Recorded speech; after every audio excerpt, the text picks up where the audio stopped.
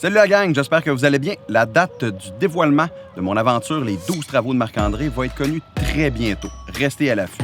Entre-temps, je veux qu'on commence à jaser ensemble. J'aborde plusieurs thèmes dans ce vlog qui va concerner les 12 travaux de Marc-André. Je vous jase de mon expérience au Québec Mégatrail, 50 km que j'ai fait le week-end dernier. On va se trouver un meilleur spot qu'en avant de chez nous pour en jaser. En attendant, intro.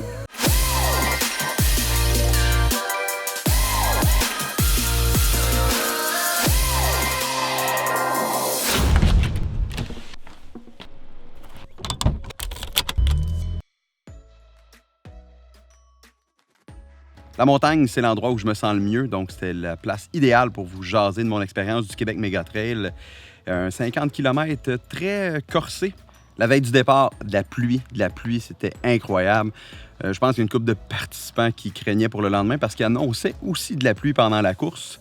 Mais bon, le matin, on se lève, de la brume, du brouillard partout. On prend la navette direction Saint-Tite-des-Caps pour le départ. Encore là, pas de pluie. Juste des nuages, température douce. Donc, je pense que ça va être des super conditions pour pouvoir en profiter au maximum. Vous allez être surpris, je suis souvent très calme avant le début d'une course. Vraiment, c'est une façon de me recentrer pour pouvoir prendre mon énergie puis vraiment l'appliquer. La tête est clean, puis ça, c'est hyper important quand on prend le départ d'une course. Je pense que c'est vraiment d'être libre, d'avoir confiance. Mon entraînement était là, donc il n'y avait aucune raison que ça se passe pas bien. Donc, le départ est donné, on part, quitte vers Sainte-Anne, des sentiers bouetteux à souhait, des roches très techniques, mais vraiment là, un premier 22 km environ, là, très agréable, roulant malgré les difficultés techniques, mais il y a quand même 300 personnes, je pense, qui ont pris le départ, donc des bouchons de circulation dans les sentiers.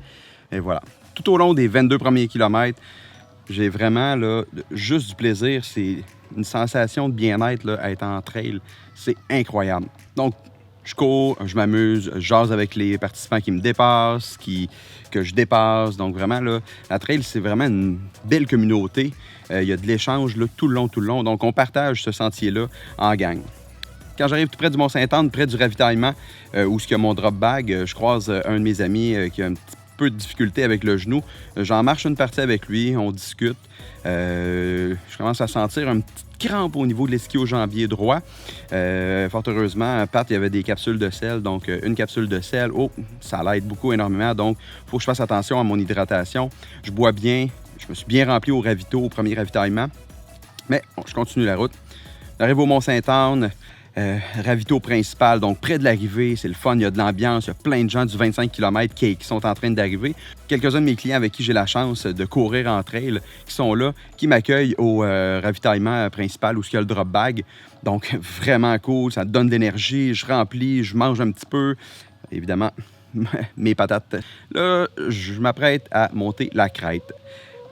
À battre, tout va bien. La crête, il y en a plusieurs qui m'en ont parlé. Ça a l'air d'être toute une montée. Donc, je prends mes bâtons d'ascension. Je commence à grimper. Je monte. On est dans une espèce de brume, brouillard. On voit pas trop où ce qu'on s'en va à moyenne distance. Donc, on vit vraiment le moment présent. On grimpe. J'essaie de garder un bon rythme. À un moment donné, oups, il y a une coupe de petits pitchs qui arrivent. Je grimpe. À un moment donné, le soleil se met de la partie, la chaleur, je bois, j'ai pas le choix. À un moment donné, je me reviens de bord juste pour regarder la vue. On est au-dessus des nuages. C'est complètement fou, c'est magique, là. Toute la montée, toute la difficulté que je venais d'avoir, ça me dérangeait même plus. J'étais rendu en haut, des nuages.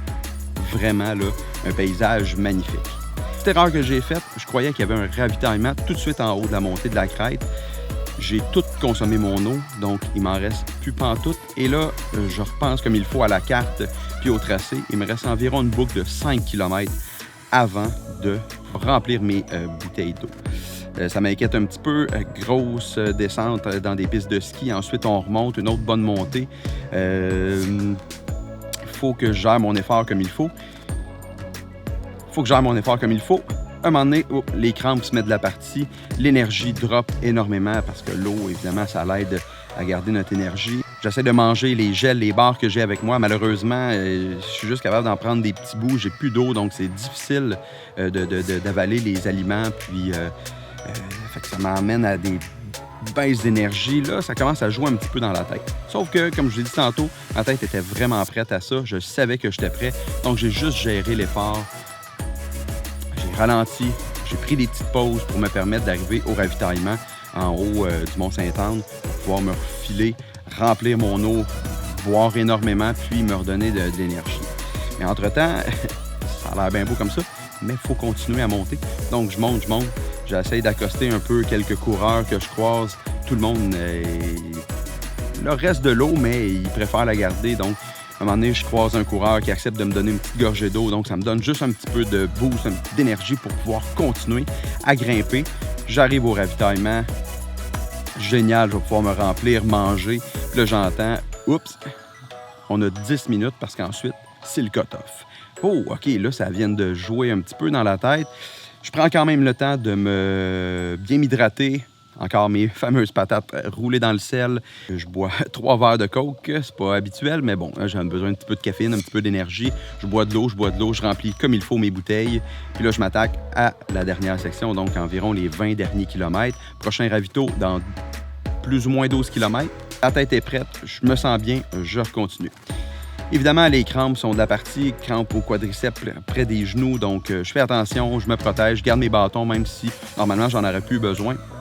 Je cours, je m'amuse avec ça, je prends des sections de marche et je me rends jusqu'au prochain ravitaillement. Ensuite, seulement que 9,5 km à faire, vraiment génial. La pluie s'est mise de la partie, un petit orage en bonus, donc vraiment toutes les conditions. Mais la petite pluie, ça fait du bien, je vais quand même très chaud.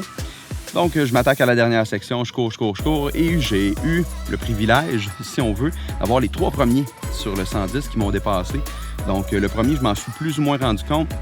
Deuxième personne qui passe, Mathieu Blanchard, qui avait l'air frais comme une rose.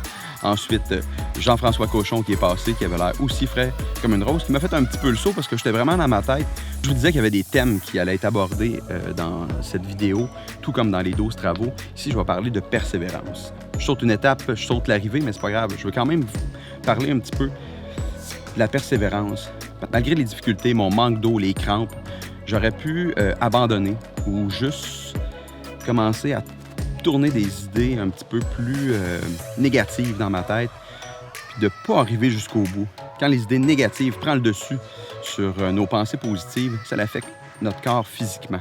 Donc, c'est plus difficile de continuer. On se met à avoir des doutes. Moi, j'ai pas eu de doute du tout. Je savais que j'étais prêt, que je l'allais compléter. Peut-être en un temps beaucoup plus long que ce que j'aurais espéré, pas avoir eu mon problème d'hydratation et de crampes. Je sais que je vais y arriver. Le dernier ravito est passé. C'est vraiment juste une petite partie de plaisir, de la bouette, 2 rivières à traverser. Donc, c'est vraiment important. Quand vous faites de la préparation pour une course, quand vous faites pour un événement, pour n'importe quoi dans la vie, là, c'est vraiment là, de s'arranger pour que la tête soit clean, d'avoir l'esprit tranquille. Donc, je suis positif, je continue. Donc, je m'attaque au dernier kilomètre, je m'amuse, je range mes bâtons, les crampes partent, je sais que je vais arriver. Donc, l'énergie reprend, l'adrénaline.